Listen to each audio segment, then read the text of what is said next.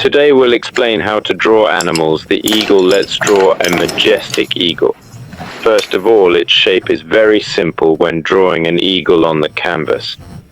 This image, position the eagle's eye correctly, create that hook-like feeling, and for beginners, watch how the teacher holds the pen, gripping it at the side of the end. Don't grip too far forward, hold the very end, and then lightly block in the lines. Now for the eagle's beak, emphasize its hooked characteristic more strongly. When drawing the eagle's eye, pay attention to perspective. The distant eye should be smaller. Don't make it too large. We draw with perspective to show near large, far small relationships. With eyes, the closer eye is slightly larger, the distant one much smaller depending on the angle. The more side on the view, the more obvious this size difference. Now for the feather direction.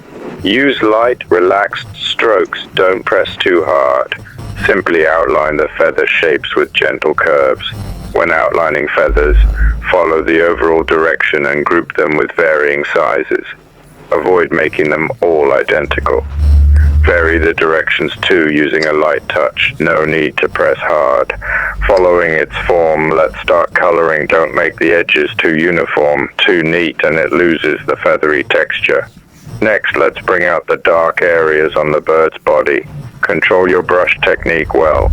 Use the side of the brush to slowly define the shapes when painting large areas of dark color. Then spread the paint evenly using the flat of the brush. Be deliberate about which areas you cover.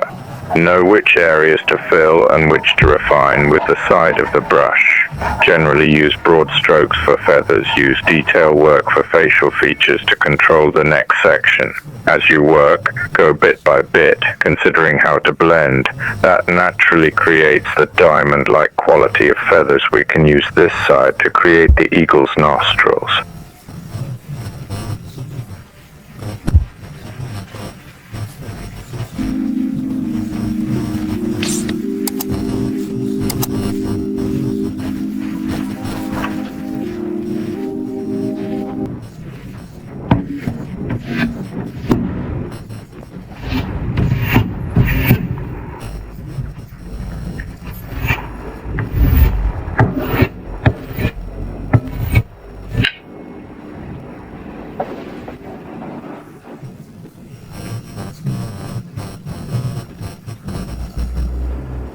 Now we can start rubbing. Use your hands to rub it.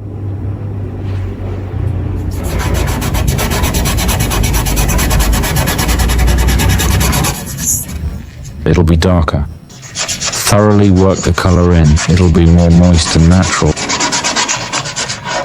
Won't have that ordinary dotted appearance. See, the first pass didn't fully blend the color. Rub more to work the powder underneath completely. For the background, the color needs to be very steady. Must be evenly rubbed. When wiping like this, leave the areas that should be white. Let's first work on the relationship with the background on the outside. With this tissue, you can create a black surface. We'll use this black underside to rub, but this color will be lighter.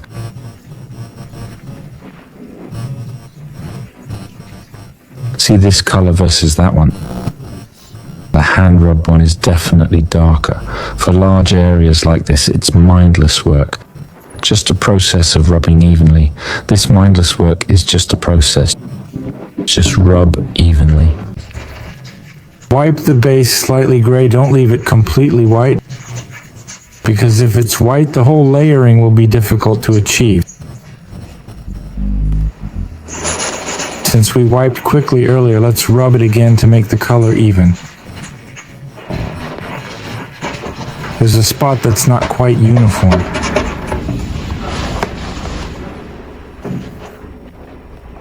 After wiping, just tear off the rust with your hands.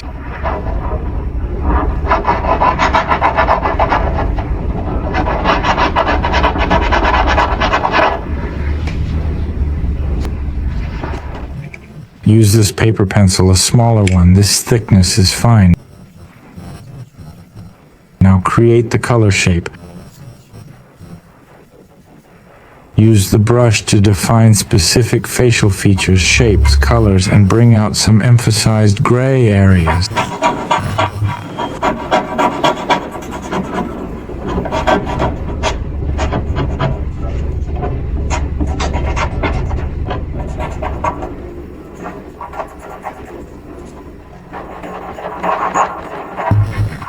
These can be shaped with a brush. The entire picture consists of large black and white areas with gray in between. The key to using a brush is creating these gray tones. It's good for both shaping and controlling color. Use the brush to outline the feather shapes, sketching the contours.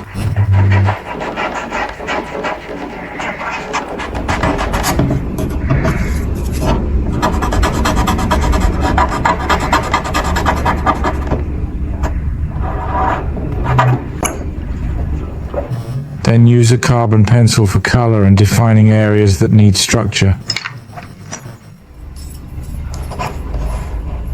Use medium or soft pressure. Afterward, lift details with the eraser tip. This step will use various types of erasers. For instance, we'll sharpen a hard eraser to a point.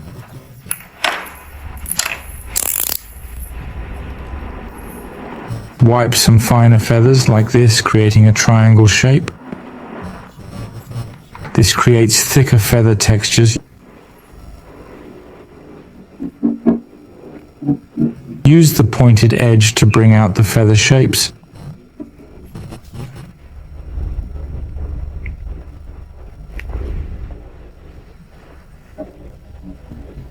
Since we wiped the white areas earlier, there's a gray undertone now. This grey undertone helps when creating white feather areas. Keep the direction consistent. When the tip dulls, just rotate to a fresh edge.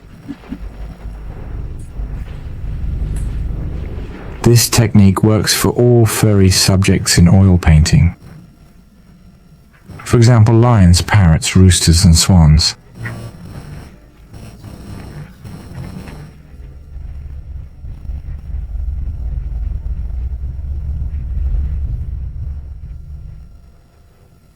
Make the feather direction look better with some curves and flow lines.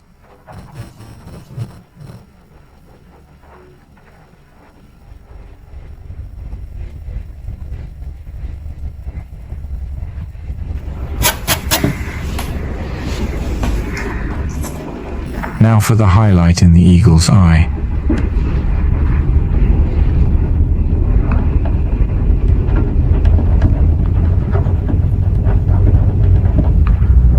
Let's practice using the eraser now. We also have a white lifting pencil, similar to a pencil-shaped eraser. You could use that too, but it might not be as effective as a rubber eraser.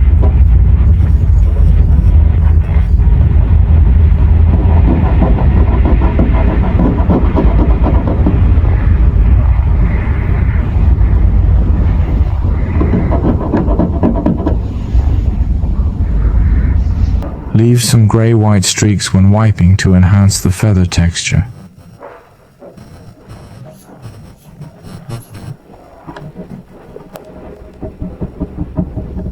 Add the small feather texture at the edge.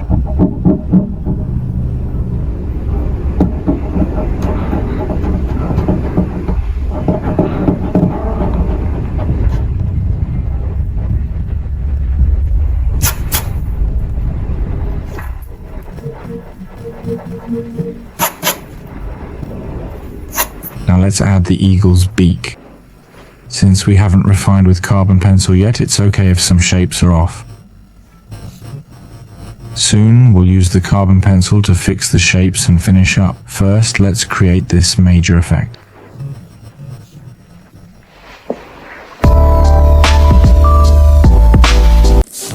In this step, we're using an eraser to bring out the feathery texture of the hair.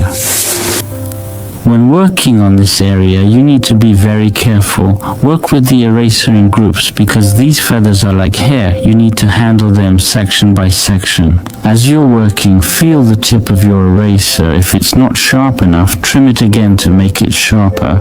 Use a soft eraser here to subtly adjust the color in larger areas. Apply gentle pressure. If you press too hard, you'll ruin the feather texture you've already created. Gently adjust the color, making areas lighter where needed.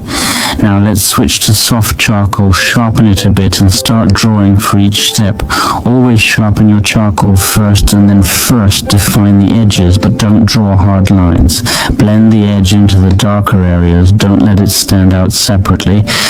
That wouldn't look good for the edges. Notice I'm being very careful, not drawing straight rigid lines which would make it look stiff. Gradually find the changes in form and along the edges. When drawing the eagle's beak, we can make this shape more pointed. You can draw some defined lines, but pay attention to their visual weight. The eagle's beak has a sharp, hard quality to its form, so defined lines help it appear harder and sharper. Also consider the contrast. This is an object positioned in the foreground. Objects in front need stronger contrast. Near things bold, far things faint. After repeated refinements, our drawing is now complete. The level of realism and striking appearance is quite good. This series of pet portraits has strong black and white contrast. The whole image depends on controlling the materials. That's particularly crucial. That's good for these examples.